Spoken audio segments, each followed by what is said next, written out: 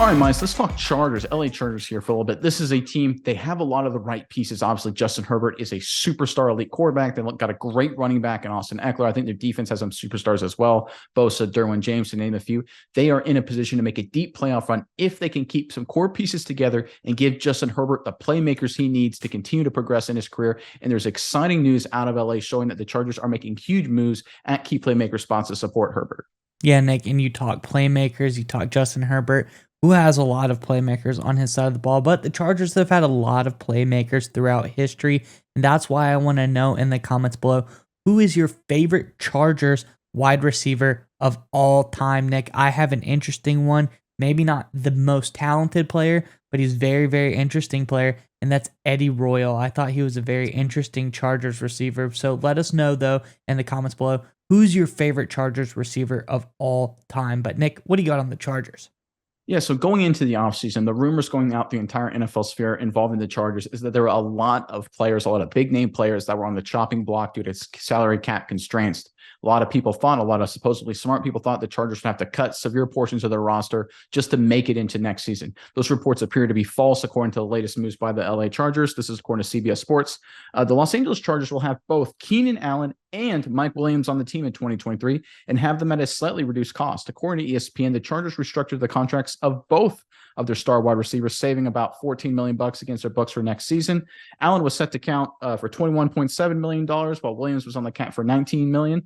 They will now hit the cap sheet at approximately $12.8 million and $13.5 million, respectively, according to overthecap.com. All right, Miles, I don't need to tell you how massively huge this is, right? Because when these guys are on the field with Justin Herbert, this is an elite level offense. The CBS report actually detailed it really effectively, is that when they're both on the field, the Chargers finished fourth in yards per play and second in expected points added per play. It's sort of an advanced analytic statistic. When they're not both on the field, they go from fourth and second in those two metrics to 24th and 17th.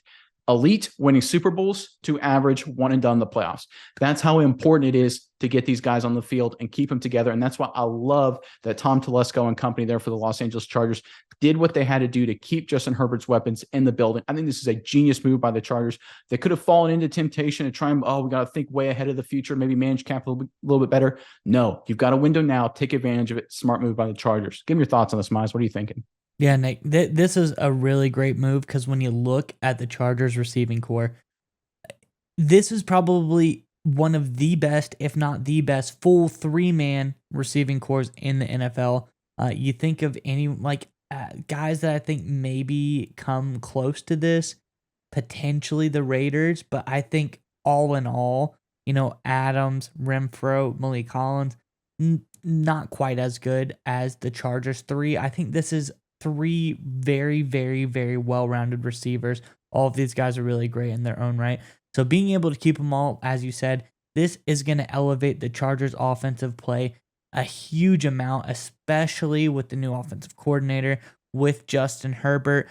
This is going to be one of his best seasons, if not his best season of his young career. So I'm really excited to see what they can do with all of this. They now know the game plan going forward. That's also very important. This early on, young new offensive coordinator, knowing early on, hey, these are the guys I'm going to have going forward. I can design the whole scheme around this is going to be huge for him as well. So I really like this move by the Chargers to get it done early, go into free agency, maybe look some different parts of the roster to upgrade. This is going to be really, really big for the Chargers. Miles, I think you brought up a great point, bringing up the fact that they brought in Kellen Moore, new offensive coordinator. Because obviously with Justin Herbert, because your focus is obviously around him, he's a star quarterback. He obviously is going to have some volatility, a new environment, new offensive coordinator, new play caller. That's going to be new, some foreign concepts to him, some things to get used to. Imagine if he was out, one or potentially both of his big play receivers too. There'd be a steep learning curve and maybe some early season struggles as they try to figure it out, potentially the entire season, depending on how it work out. Obviously, Tom Telesco recognized this and did a great job making sure he kept these guys in the building. Because, Miles, we've said this for weeks and months, and we'll probably keep saying it. When you have a star quarterback, a good quarterback on that rookie deal or part of that period where you're about to lock him up, because when you lock him up and extend him, the first few years of that extension are usually very team-friendly, you go all in. The proof is in the pudding. The Eagles, young quarterback, Jalen Hurts, they go all in, get A.J. Brown. They spend a lot of money in free agency. They go to the Super Bowl, come this close to winning the title. Baltimore Ravens, Lamar Jackson. They don't do enough to surround him with weapons. Now we look forward. There's contract disputes or some confusion. Who knows what's going to happen in Baltimore, right? You want to be like the Eagles in this case. You don't want to be like the Ravens, and the Chargers are following that model. You've got your guy. You've got your gunslinger. You've got your superstar in Justin Herbert. Keep him surrounded with elite level talent, which Mike Williams and Keenan Allen are. This is a great move and great decision by Telesco and the Chargers front office.